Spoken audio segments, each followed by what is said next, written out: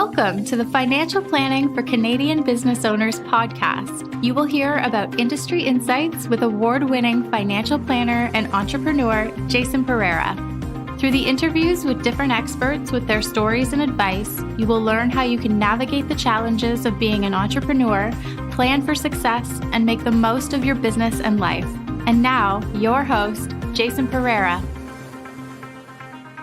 Hello, welcome to Financial Planning for Canadian Business Owners. I'm your host, Jason Pereira. Today on the show, I brought back Peter Merrick. Peter was previously on the podcast to discuss the concept of finding purpose after you're done working through mentorship as a means of keeping yourself engaged, stimulated, and again, feeling purposeful. Today on the show, though, I brought him back to talk about another dimension of how to basically find purpose after you've retired, and that's through philanthropy. And with that, here's my interview with Peter. Peter, thanks for joining me again. Thank you very much, Jason. Oh, it was a pleasure. Your first interview went very well and was very well received. So I thought we were chatting. I thought it would make a good idea to expand upon finding meaning after you retire. So let's talk about philanthropy as a means of doing so. Tell me about your experience in this area. My experience in this area is people, when they start looking at philanthropy, what they're doing, Jason, is they're looking at what they've accumulated in their life. And that's not just money, it's also their experience.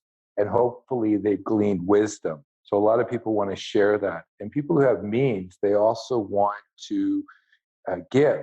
But the way they want to give is with purpose. And purpose is just finding something that they care about, something that's touched them in their lives. And they want to make a difference in people's lives. And that's really what philanthropy is. And one thing that people confuse with the word charity, in certain traditions, there's no such thing as charity. They call it justice. Meaning if you've done well on this planet, you have benefited from the society and the people who've come before you, and also the society as you live. And it's your responsibility to give back. But you have the ability, if you can give, is you can act quicker than, let's say, a government or a committee. And this is something that a lot of people, as the baby boomers retire, who are the richest generation that's ever lived on the planet, they have ability to make a difference for the young generation of today and the generations to come. Interesting. I mean, personally held belief, I too agree that we all stand as shoulders of giants of those who came before, and there's a need to give back to the communal pot, but not everybody feels that way. But I mean, those people self-select out. So let's talk about what the triggers are for their desire to do so. I've seen everything from people who tithed 10% per year on purpose, of course on purpose, to associations, charities, religious causes, whatever it is, to people who just get to a point where it was a goal down the road and now they're trying to realize it. To your experience, what specifically happens with these people? What awakens them to the desire to do this? I believe what happens is life. And what I mean by that, Jason, what I've seen personally is, let's say someone's died, they've been really sick, a cause that they're really passionate about, and they know that they can't do it by themselves and they have the means. I think what it comes down to is just one realization for people who really choose to give. And they realize that one day they won't be here. They come to terms that one day they will not be walking this earth. They will die. And at that point, they start asking themselves a very introspective question. What has my purpose been? What will I be remembered for? How will I leave this earth after I'm gone? Will it be better? Will I have done my part to make the world better than I found it? And I believe it all comes down to the realization that you and I, if we're lucky, we're very lucky right now, we might get maybe 80 to 100 circuits around the sun. That's it. It's a blip in time. And what did we do and what did we leave during that blip? I mean, also to my experience, I've seen that, especially when you're in the accumulation stage, and especially when you're an entrepreneur, right? Like as an entrepreneur, you are putting out so many fires, you have your finger on so many buttons, like you are just constantly consumed by the benefit of your business. And then God willing, you get to the point where you have the privilege and the benefit of saying, I've made it. And I've gotten to the point where I've delegated a lot of responsibility away, or I've sold the business, or I've gotten to a point where I'm easing into retirement. And now I have time to do things other than worry about making this thing go. Right? They start looking at the rest of the world and almost through the same kind of entrepreneurial lens of, I was fixing problems through my business my entire career. I see a problem in the world. How do I fix that? right? Or how do I help fix that? Now, one question for you, I'm setting you up here because I've seen this happen. How much of this do you think is, in some cases, driven by the fact that I've seen countless people get to the point where we show them what their kids are going to be left with. And they're just like, I don't want to leave them that kind of money.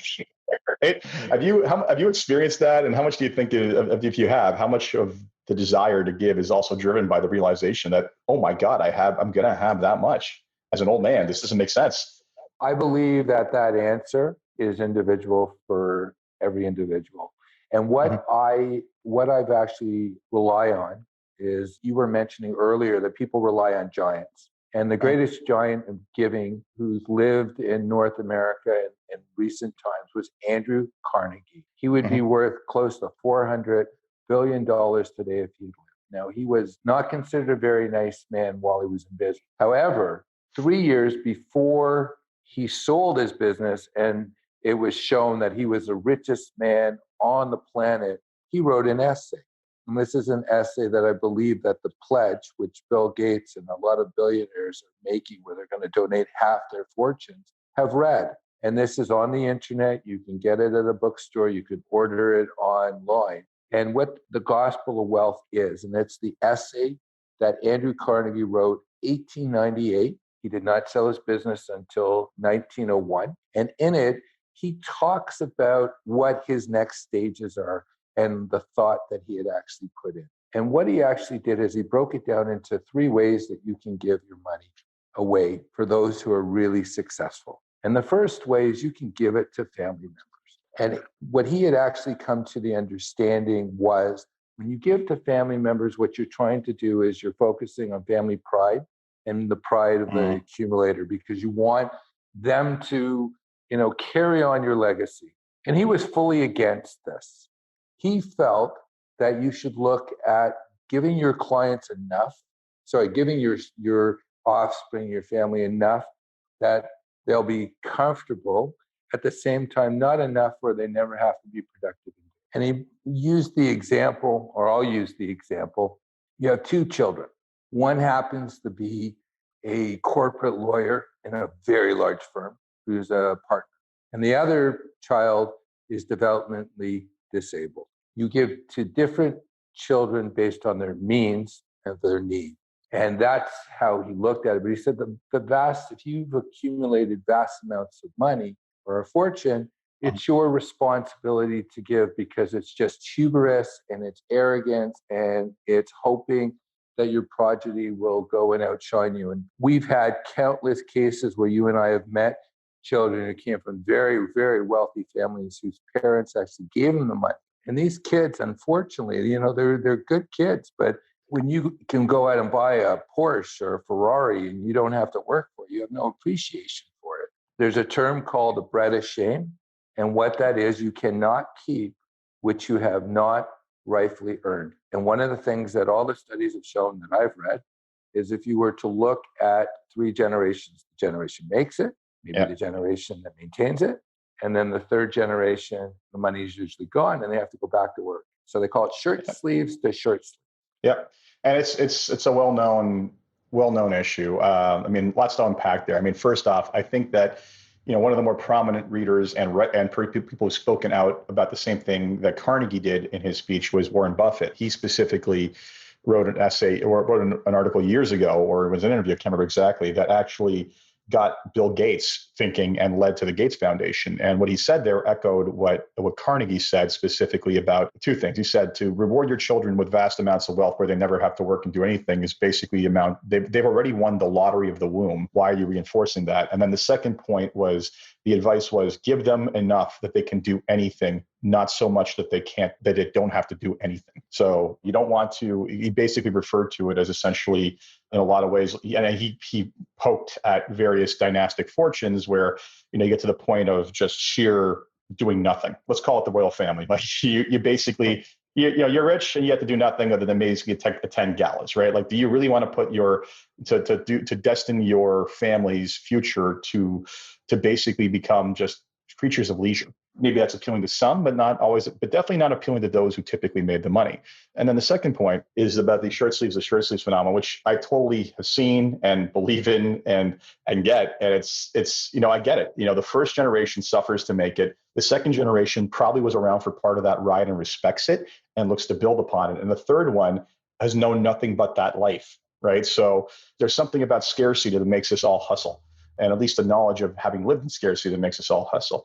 And the last point I'll make on this is that I have been privileged enough to know individuals who are third generation of dynastic fortunes, if not fourth generations of dynastic fortune. Well, let me take a step back. Well, anything that goes over multiple generations is dynastic.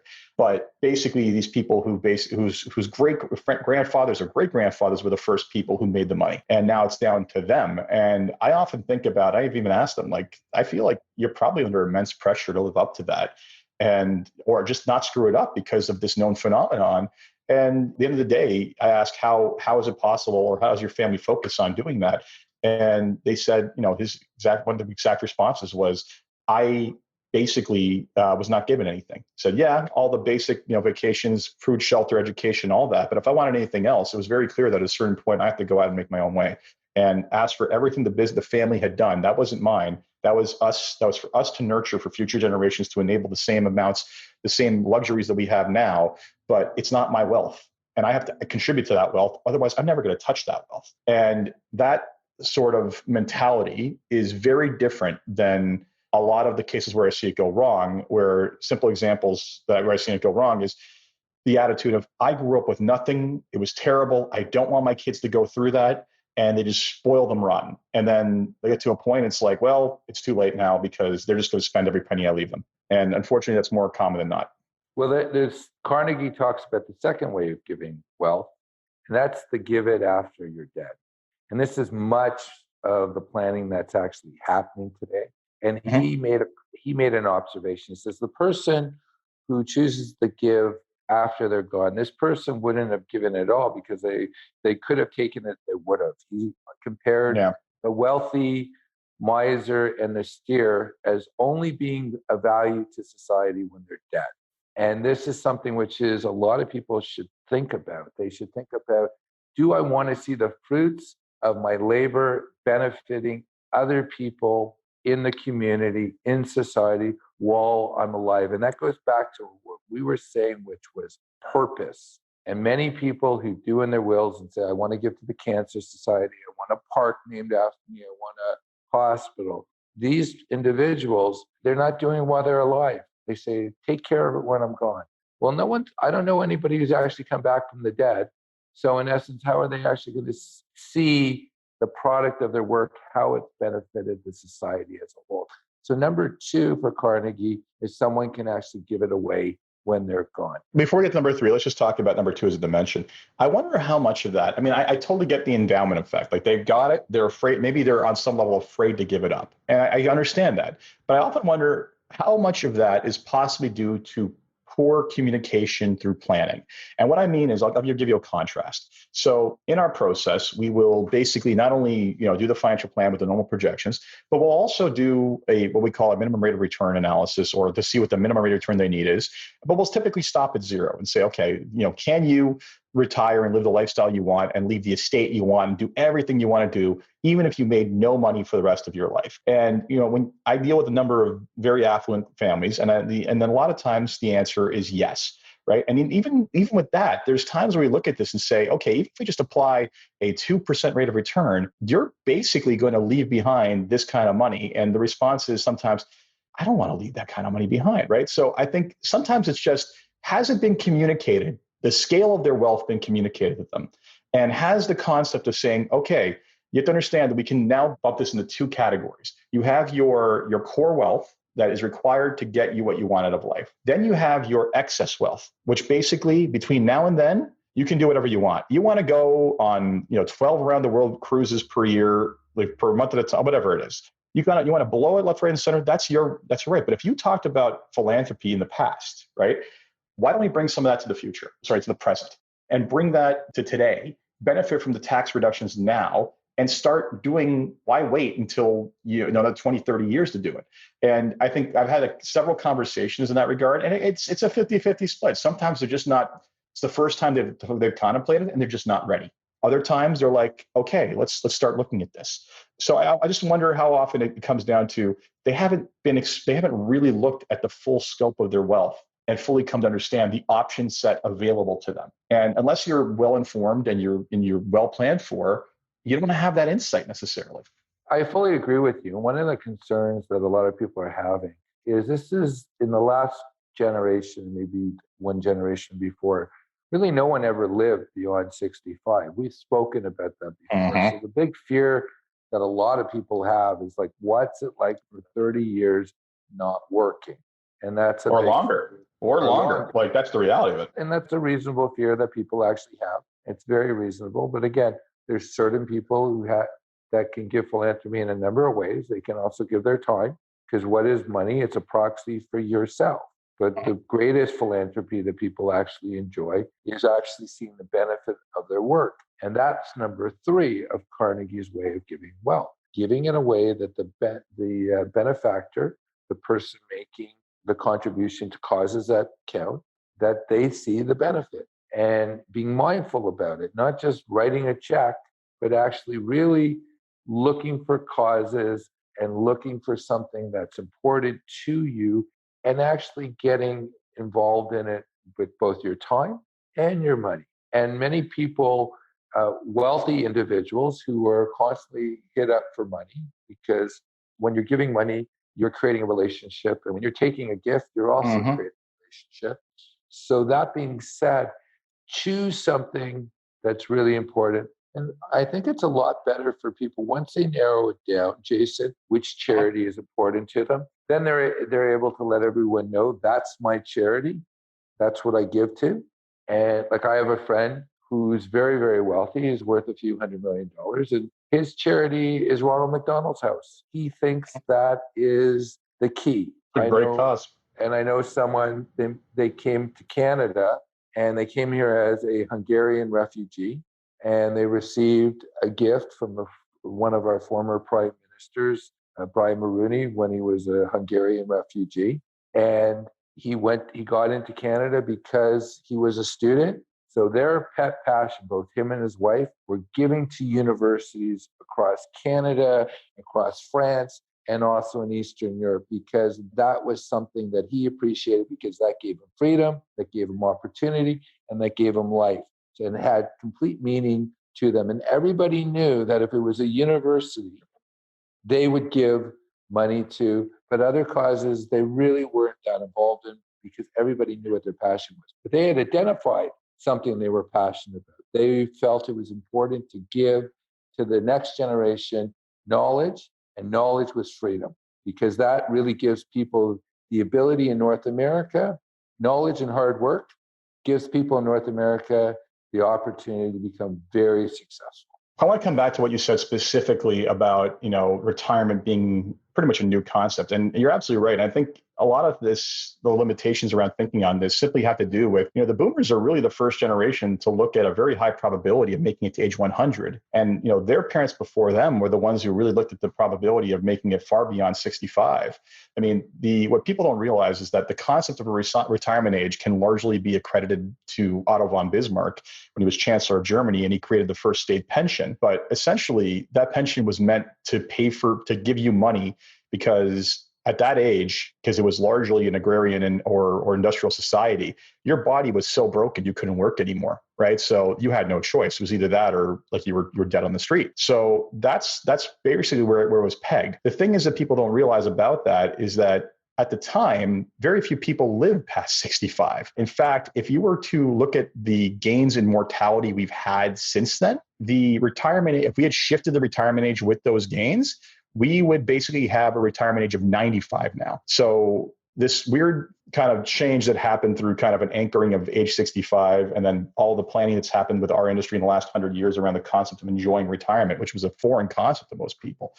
The reality is that we're still very young into this frame of mind, and the thinking about what happens at the tail end of this and what happens in terms of wealth transfers to people other than yourself and your family is still a very new concept. I mean, Carnegie himself, as you said, it was like, it's only a little over 100 years old. It takes a long time and multiple generations for ideas to take resonance. The second piece I want to talk about was the identification of cause. I think that is hugely valuable because usually in most people's lives, depending on whatever hardship or thing that they've seen, there's something that resonates with them. The one thing I do find as a challenge when talking to people about charitable giving is how much do you think there's a concept of almost charitable fatigue in the marketplace right now?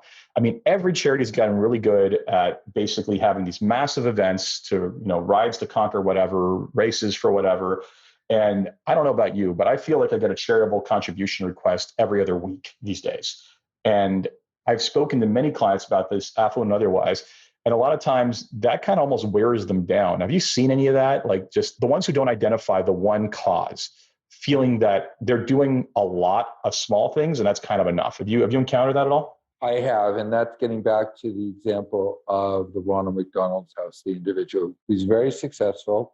He chose one cause, and why he did it is someone he knew who was very, very successful. He asked him, how do you deal with this? How do you deal that people read about you in the paper, they discover you've given money to another charity, because the only people actually reading who's giving in many cases happen to be other charities. Other charities, yeah.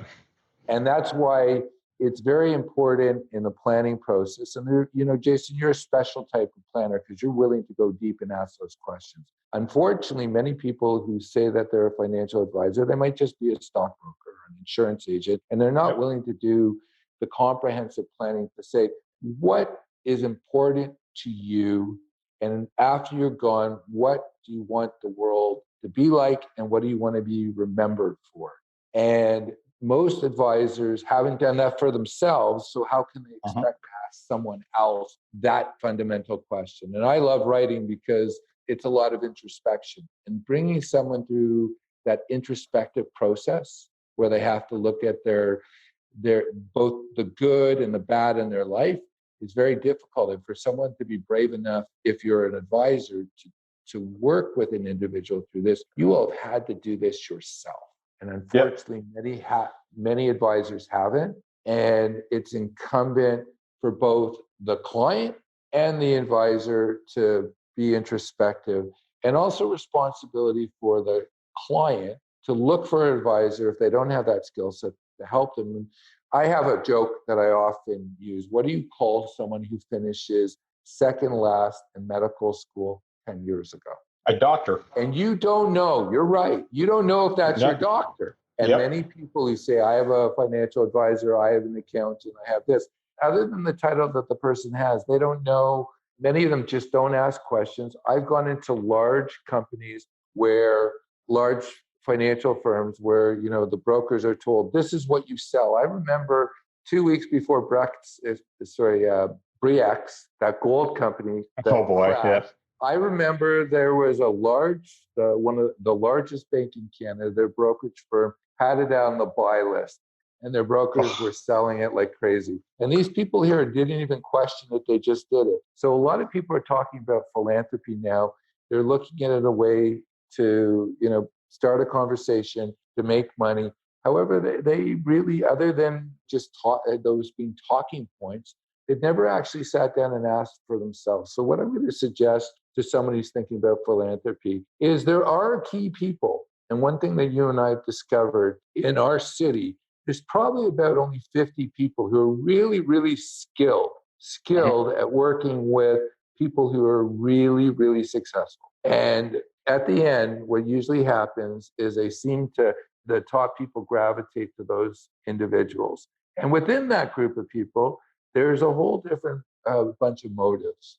And it's important for you to find someone who's done that introspection, who's actually lived a life, who can help guide the advisor. Now, you and I, we're working stiffs. We're advisors to king. However, it's also incumbent on us and our responsibility to be clear about what our motives are. And for us to find greater purpose and greater meaning. And in essence, if that means that we might not have the great means, maybe we're also able to help people who've never asked those questions, to help guide them towards questioning what they want. Because I know planning is important, but the most important thing is asking questions. Internal responses that come from within the individual, and then for us to bring our skill set and our learning of tax planning, investment planning foundations to help them realize what came from within, not being projected onto them. Because when an advisor says, "Oh, you should give to charity, you should do this," that's being imposed on them. Help them actually find that spark. Yeah, and I think we should identify and discuss one important variable, which is understanding the potential conflicts of interest when you're getting advice on this, right? The obvious ones are the insurance-based strategies. There's obviously commission. But the less obvious one, and why I think a lot of advisors don't specifically talk to their clients about this, it's not just the fact that they maybe don't have experience in it, they haven't walked the path, they haven't done it before, they haven't explored it. It's also the fact that there is a conflict, right? And that conflict is that most investment advisors are basically compensated based on the assets you have invested with them. I've actually sat behind people at conferences where someone will get up and talk about charitable giving. And, you hear the response of, let me get this straight. You want me to tell my clients to pay me less by giving away their money? Not going to happen. And I've always had the very simple opinion that people aren't idiots. And if you start putting your values and needs ahead of theirs, they're going to figure it out. Not only are they going to figure it out, they're either going to figure it out or someone else is going to point it out, and you're going to basically be in a position where you can't defend it. And the second you do that, you're, first off, not acting as a fiduciary, you're not acting in his best interest. And frankly, you're opening the door for someone else who's being ethical to actually take that client away. So the reality is that for a lot of people who are in the position to advise people about charitable giving, they may by choice not do so because of the inherent conflict. So I would also say that if you have an interest in this sort of thing, and the only solution the advisor has for you is to set up maybe a donor advised fund so they can hold on and invest the assets, and then partial charitable distributions go, maybe they're not necessarily talking about the full gamut of options. And frankly, nothing wrong with donor advised funds, just they shouldn't be the assets being retained by the advisor should be not the priority of the conversation. Well, Stephen Covey said, if all you have is a hammer, everything looks like a nail. Bingo. So many advisors will sell.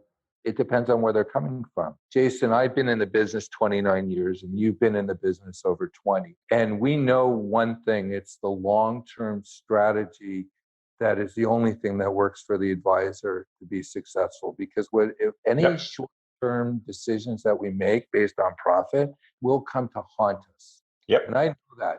So having really the fundamental questions is like, you have to actually look at the long term. Now, I don't want to be discouraging about younger brokers, but they don't have that perspective. They don't have that maturity. They're looking at, I have to go and get assets under management. I have to sell. And they don't understand that these short-term, let's say, product pushes are these little crass little conversations like, let's talk, you can get more assets, you sell more insurance when you start talking about philanthropy. And it's not something that they realize that maybe it's a shortcoming of themselves. And when I was young, I hated hearing, I would meet people and they say, you're too young. You really don't know.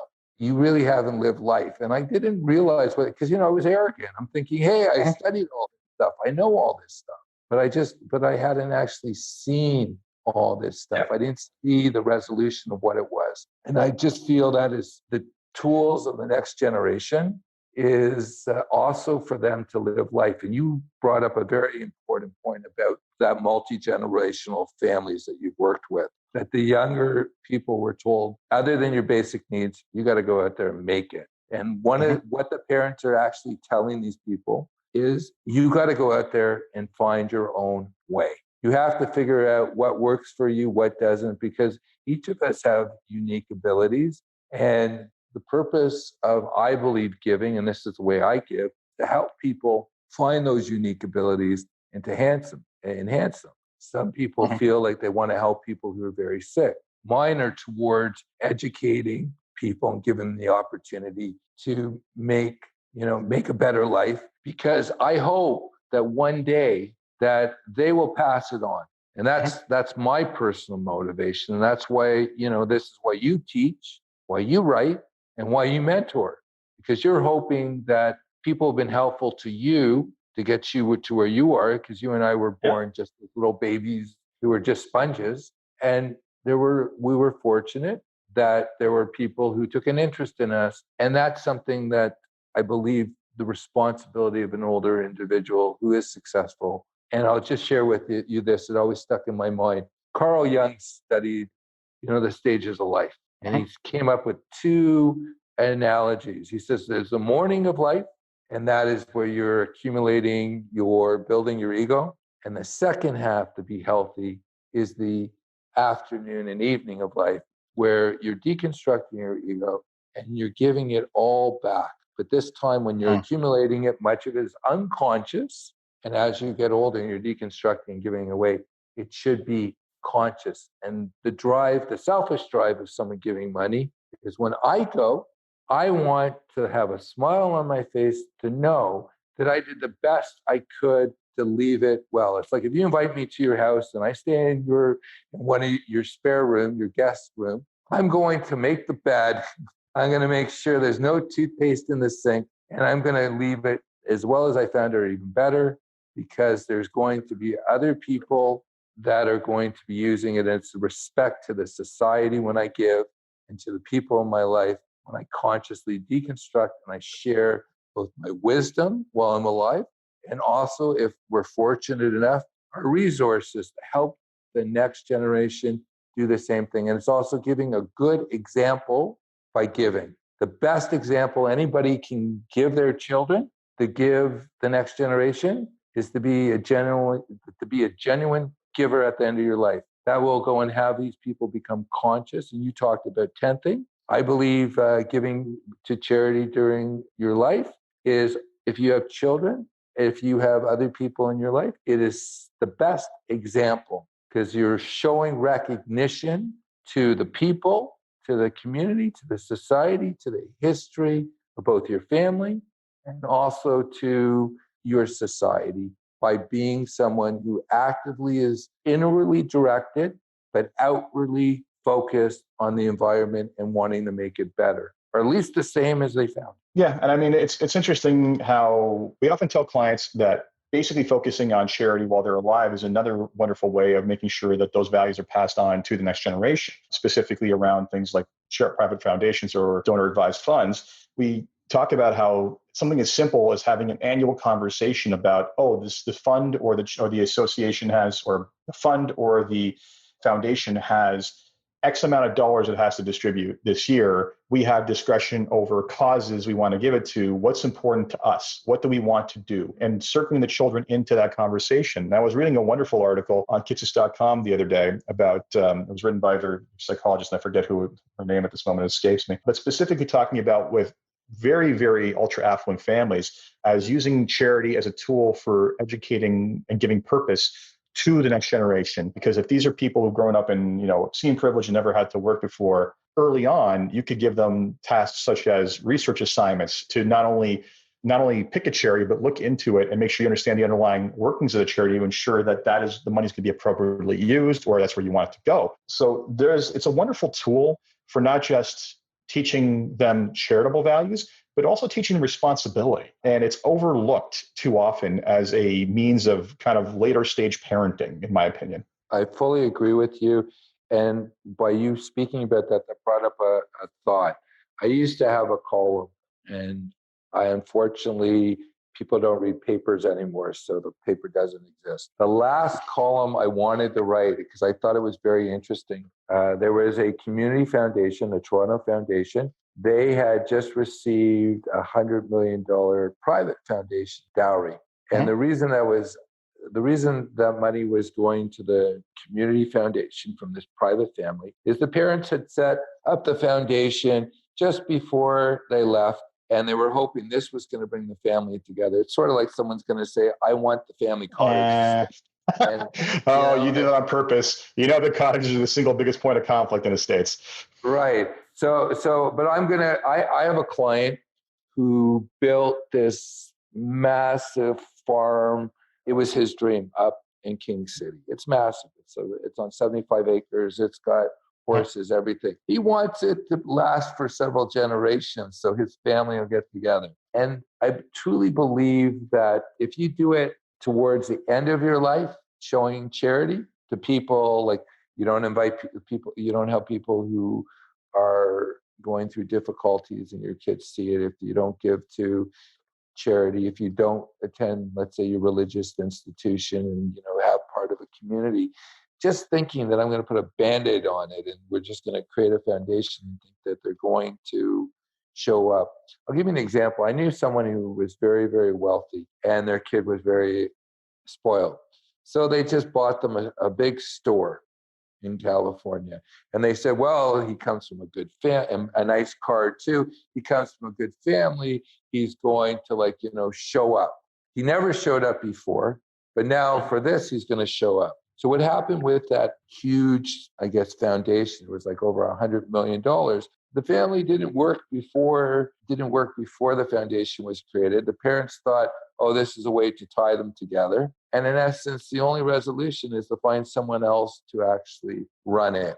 So those conversations, yes, it's important that the advisor brings them up. However, nothing beats the client bringing it up to their family to actually do the work. And unfortunately, many people in the financial industry who call themselves planners want to do all the work too. I'll set it up, I'll do this, I'll do that, and then you can give money away. The mature person knows it's going to be a disaster. And if the client's not really going to do the work, then don't do it. And I'm going to give you an example. There was an individual, he's worth several $billion, and he was against Bill Gates going to like Zuckerberg and all these young billionaires. He was against it because he says at this stage in life, yeah, they have all this money, but it's like they haven't got into that process of, because they're building and they're not reflecting. They're at a certain stage of their life, because Bill Gates got to the point where I remember before he started the Gates Foundation, he built like the biggest home in around Private Seattle. islands, yeah.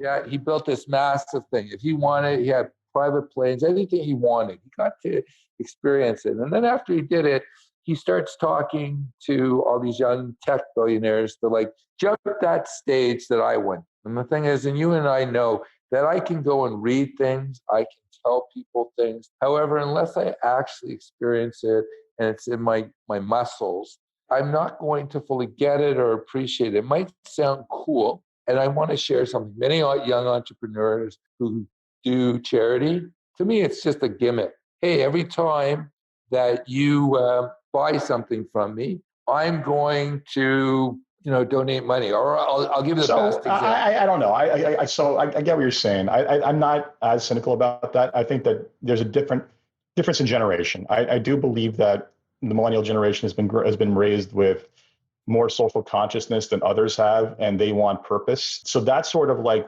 for everything done, we're going to do something else. That's what gives them purpose. Now, the other angle of this, which I do agree with you on, is that there is a certain amount of greenwashing is a term used in social responsible investing, when you just basically don't really care about it, but you just try to paint yourself that color.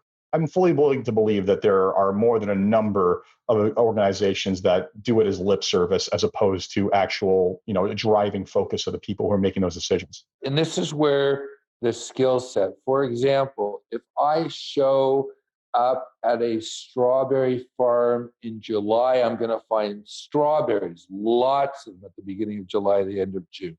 And the thing is, with the discussions are important for financial advisors to have with their clients about this, so it's part of mine.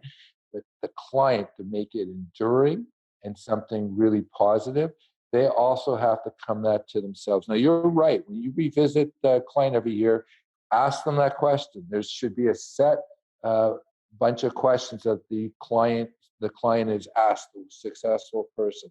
What's happening? What's important? And readjust their planning.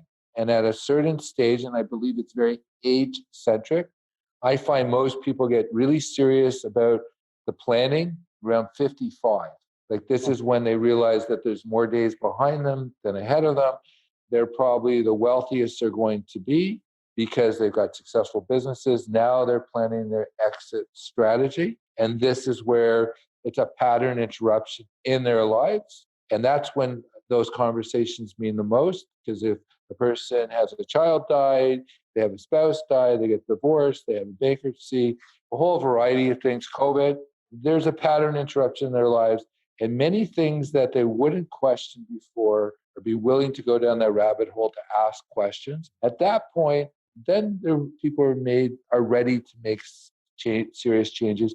And giving philanthropy, because we're talking about really wealthy people, the person has to come to it. It's not like we make philanthropists, we find them. We find people Correct. who generally want to do it. And in our society right now, we've spoken about it. There's greenwashing, that there's a lot of people out there that say it's just cool. Let me go and donate a policy for $1 million policy, but I'm going to get on the board because I made a donation. That's great. When you really dig deep into that, it's like, yeah, that's great. There's a benefit. Maybe a 30-year-old person donated $1 million policy and is paying $5,000 a year for it, and they got on the board. That person there, the giving isn't genuine, and that comes down to finding something that comes from within, which is important. Like, for example, my father died of a brain tumor 23 years ago. My family gives to brain cancer because that's something that means a lot to me and my family. Other people, it might be leukemia, or it might be someone came from an abusive home and they want to make sure that people have protection. It's something that has to come within. Now, one of the things that I find really important, and this is where the conversation comes by having a financial advisor or financial coach like yourself, is I've met so many people who said, I'd like to do it, but I don't feel successful enough, or I don't feel I have the time. And I have to share with you a personal story, and it has to do with my father. My father was a chartered accountant, and he worked, sometimes 80, 90 hours a week during tax season. I don't think I saw my father from January to June 15th. I didn't see him there. Well, my father had a brain tumor, and he wasn't able to work anymore. And he was always giving money to charities because he grew up in a family where that was very important. And I asked him, I said, Dad, what do you want to do right now? And he told me that these charities he'd been giving money to a lot during his life, he always felt that he wanted to donate his time and help them, with their books and whatever, but he never felt he was successful enough, and he never felt he had the time to do it. And now when he was no longer working, he didn't have the time, nor did he have the faculty. And to me, that always stuck in my mind, and it's affected me in so many ways, because I realized all those hours my father was working, and this is something many people can relate to, and the charity he was giving, his donations and, his donations to me too, by paying for school and, trips, and was a proxy for himself. And then by the time that he had the time, he wasn't able to do anything with it. So I think it's really important, and that's always struck me, is that, the person should come to the understanding that the most precious asset they have is not their money, it's their time. And money, in a lot of cases, is a proxy to it. And if you can help people out and at the same time give of yourself and see the benefits, I truly, truly believe it's the most wonderful thing. And I just want to share with you something that sticks in my mind, because I was thinking about this yesterday about our conversation today. I was very fortunate in my early days, probably back in the early 1990s, that there was a 2-day workshop put on by Dan Richards. Oh, yeah. And it was Dan, for those of you who don't know who Dan Richards is, he helps advisors become better advisors. And he had this woman come up twice from Texas, and she had a really incredible business. And one thing that she pointed out is, she said, when she would sit down with these tycoons who had oil wells and whatever, none of the advisors ever asked them, do you think about charity? And is it Dodie Frost Crockett? You are a very smart man, well-read and well-learned, because yes, I saw her speak. There's Dodie, yeah. I saw her speak twice in the early 1990s, and she was genuine about it. And you know how good she was? The fact that she's either the greatest con person in the world or the most genuine advisor I ever heard. They invited her back twice by popular demand. They flew her from Texas to Toronto to speak. Yeah, she's one of my favorite speakers that on the subject I've seen going way back. But the thing, and honestly, it's interesting too because she's not the greatest con. She's possibly the greatest networker I've ever seen in my life. Yes, she runs these synergy groups. Yeah, no, she's fantastic. So anyway, I'll let you finish your point. Well, I think the most important thing is we talked about this and we've named it, that to ask those questions. We hire a financial advisor, a wealth manager, or whatever. We're doing it really because we want to share the risk and have someone to share with. We are social beings and we like to discuss things out. And decisions and things that we actually put in place, they have to come from within. The advantage of working with a skilled individual like yourself, Jason, is the fact is you have a set of skills. And one of those skills is you know to ask those questions. You know you're not going to forget that on your checklist. No, Just absolutely. by asking key questions, it will lead in someone who's ready to answer them. And again, some people are not ready to answer questions when you ask. It's time. And in essence, as time goes on and as life happens and as people rub against the world, they might become comfortable or being willing to walk down that doorway. And again, the skill sets that you bring through training is the ability to ask the important questions. And I think that, I believe that is the key of an advisor, is to be a coach, someone who is not so much invested in the answers of the individual. Of course, they might be, because if they're going to manage $100 million, of course, they're going to be invested in it. At the same time, they're not invested in the individual coming to that terms. If I'm managing $100 million of someone's money, it doesn't matter. Like, I'm not invested in that the person does charity or not, because I don't want to impose it upon them. They have to come to it themselves. I might decide that I don't like this person because they're a greedy individual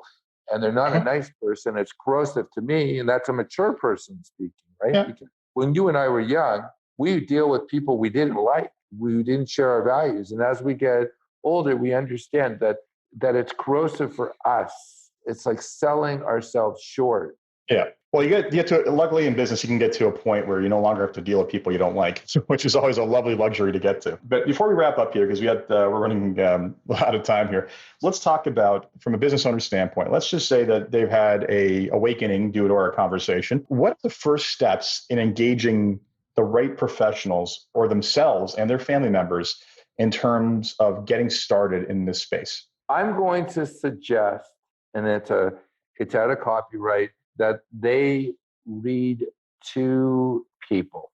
One is Andrew Carnegie's Gospel of Wealth, and number two, Maimonides. He wrote the 8 levels of charity and used that as a starting point, because this is going to cause the individual to sit and introspect. And actually, people who are much brighter than me spend a lot of time thinking about these things, and it's a great place to start going. I want to share with you just a quick story. There's an individual, his name's Chuck Finney. He created Duty Free. He was one of the partners. He gave away over $1 billion secretly, and when he sold his 25% of, I think it was more than that, of Duty Free to Yves Saint Laurent. Am I pronouncing it right? Yves Saint Laurent, yeah. Yves Saint Laurent. When he sold his portion, he had to become public, because there was a book that he wrote, which was called The Billionaire Who Wasn't. He was on the Forbes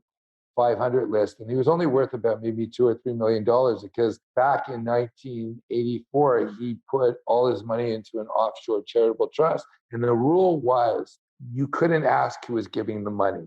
The issue was when he sold his company, the trust sold the company, it became public that he didn't actually own the company. He donated it all to a charitable trust that was giving money away. And to step back, he had looked at people who were super wealthy, that he had been surrounded, and they had no meaning in their lives. He saw them buy castles and things like that because he was rich enough to do that. What happened was he went to his lawyer, who is also a very thoughtful person, who was his most trusted advisor. And he said, I want to find more meaning.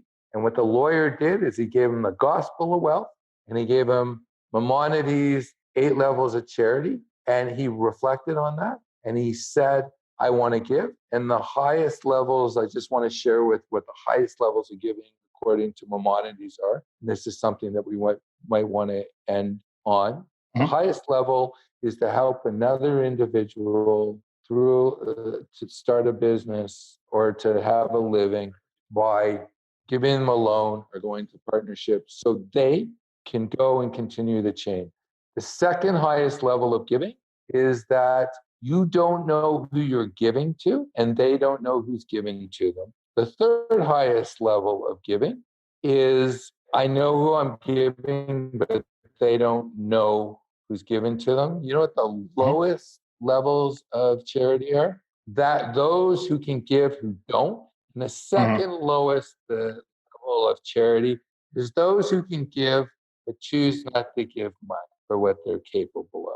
Fair enough. So wise words, and hopefully that this conversation basically helps lead to some more charitable giving for causes that matter out there. I'll also close on one story. It's a funny story that always sat in the back of my head. T. Boone Pickens, the old oil magnate, and for people who want to read about a very interesting American oil man, you want to read that guy's story. But when he was approached about the giving pledge, about giving up 50% of his wealth at the end of his life, and he was already, I think, in his 80s at the time, he started laughing on the phone, and everybody on the other side was like thinking, what's going on? He said something to the effect of, listen there, maybe you should catch up to my level first. And his point was that he'd already, while alive, given away more than 50% of everything he'd ever made. In fact, I think the way he said it was, I've given away more than I have, and I keep on doing it. So he was like, there was a man who was walking the walk. Like he wasn't waiting to the end of his life. Mind you, he was in his 80s, but he had basically given away more than he ever had. And further to that simple other example, last I heard, I believe JK Rowling no longer qualifies as a billionaire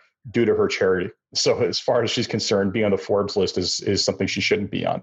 So that is a fantastic way to look at things. So Peter, thank you again for a stimulating conversation. I hope this resonates with people, and I hope it, like I said, leads to some greater donations. Well, thank you so much for having me, Jason. And that was this week's episode of Financial Planning for Canadian Business Owners. If you enjoyed this podcast, as always, please leave a review on iTunes, Stitcher, or wherever visit your podcasts. Until next time, take care. This podcast was brought to you by Woodgate Financial, an award-winning financial planning firm catering to high net worth individuals, business owners, and their families. To learn more, go to woodgate.com. You can subscribe to this podcast on Apple Podcast, Stitcher, Google Play, and Spotify, or find more episodes at jasonpereira.ca. You can even ask Siri, Alexa, or Google Home